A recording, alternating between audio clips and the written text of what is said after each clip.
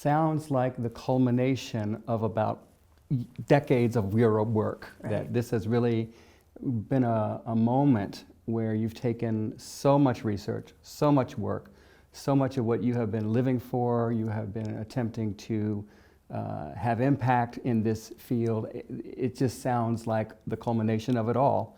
And yet a little overwhelming to think about. If I run an organization, Lakeside has helped develop the production part of this. And I'm understanding that, wow, taking a group of people through this may be a little bit interesting. So why don't we talk a little bit about the process? As we all know, it takes a process for any kind of a paradigm shift. So in this particular realm of taking on the creative presence model, what does it look like for an organization to actually do this? Right. So let me say that we haven't started this yet. We're just finishing and completing it. So I think there will be a lot of, in line with what presence really stands for, there will be a lot of feedback loops and changes that occur over time. But this is what we're starting out with.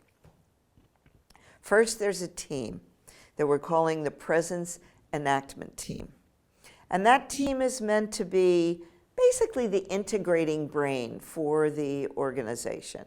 Representative people from the different levels of the organization who are going to really work with the coaches on how do we make this happen? How do we get this through all the organization? What kind of training tools are there? What have we done? What do we have to do yet? What are the barriers and obstacles that we have to contend with? So they're going to have to do, it's going to be a really important role for those folks because they're going to have to do a lot of the integrative process. And I'm assuming the contextualization to that organization as well. Exactly. So every organization is going to be different. Right. It's like in family work. There are principles that you follow, but every family is unique. Every individual human being is unique. So yeah, and we can't, the trainers or the coaches can't impose what we think the organization should look like. We have to help them figure out how to best use this knowledge. That's the role of the coaches. So this team will be meeting online regularly with the coaches at twice a month in the beginning, and then go down to once a month. And then the team will guide the whole process through certification. So they will be responsible for developing the qualitative aspects of outcomes. So we have quantitative and qualitative. The quantitative outcomes will be what proportion of the organization at the different levels will be accomplishing and finishing the coursework. Because it's very hard to make, this is very complex research and we're just getting this off the ground. So that's what we're going to start with. The qualitative aspect of getting certified will be the development of what we're calling a portfolio, which really is about the story. How has this knowledge, these conversations that we've had, these interactions that we've had, these conflicts that we've overcome in the process of doing this coursework, what's the story of how that happened? What's it look like? And people can use all their creativity that they want. And the job of the Presence Enactment Team will be to pull that all together and be able to present the portfolio for certification. The way it works is that there are 27 segments. It's all online. There are short video segments for all of the tracks that are done by Sarah Yanessi and I, for the most part. And we do these 10-minute topics. For the introductory track, there are 27 areas that we cover. Introduction to what presence is about, and then what trauma does to individuals, what trauma does to organizations, and then 3 specific skills. The introductory track is designed for everybody. Entire organization. Everybody in the organization has to do the introductory track. And then things divide into more specialized tracks for leaders, for clinicians, for direct service, and indirect service. I, many, many years ago, started out my career, I'm a psychiatrist, but I started as a mental health tech in a psychiatric unit. And I know what direct service people do, and I know what they're up against.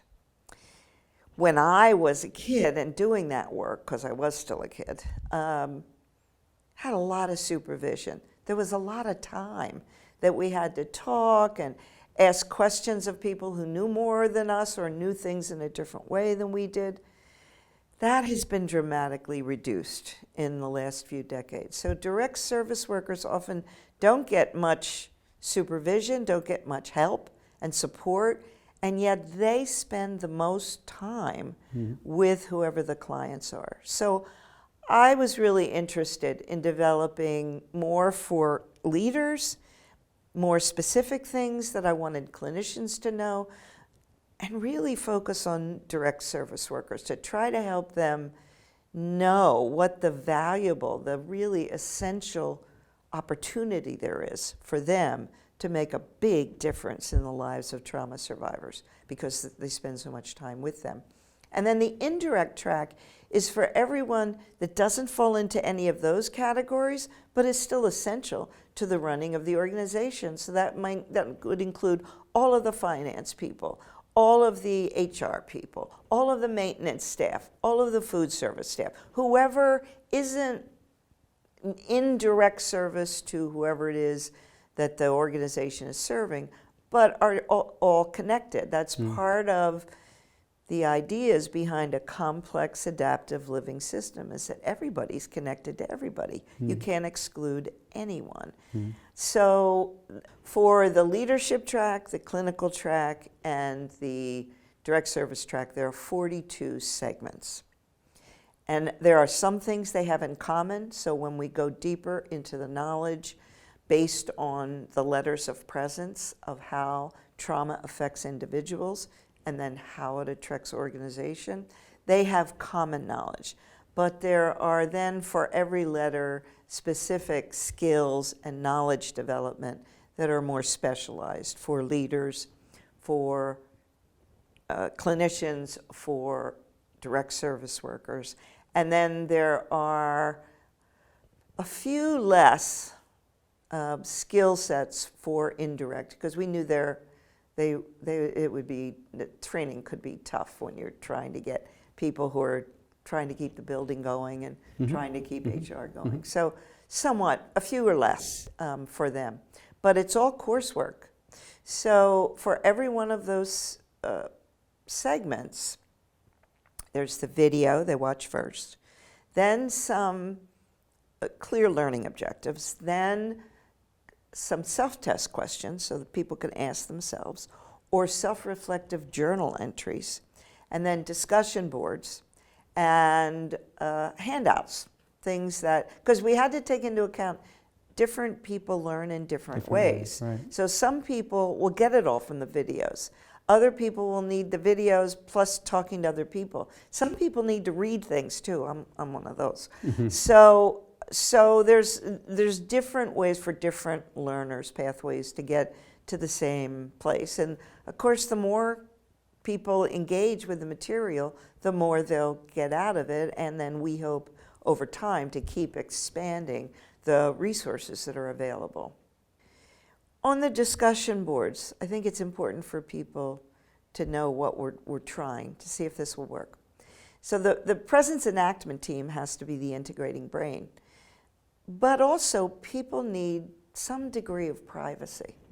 So once people in the program enter the track system, the discussion boards will be shared just with the people in their track, so that leaders can have discussions with leaders online. This is, of course, all online.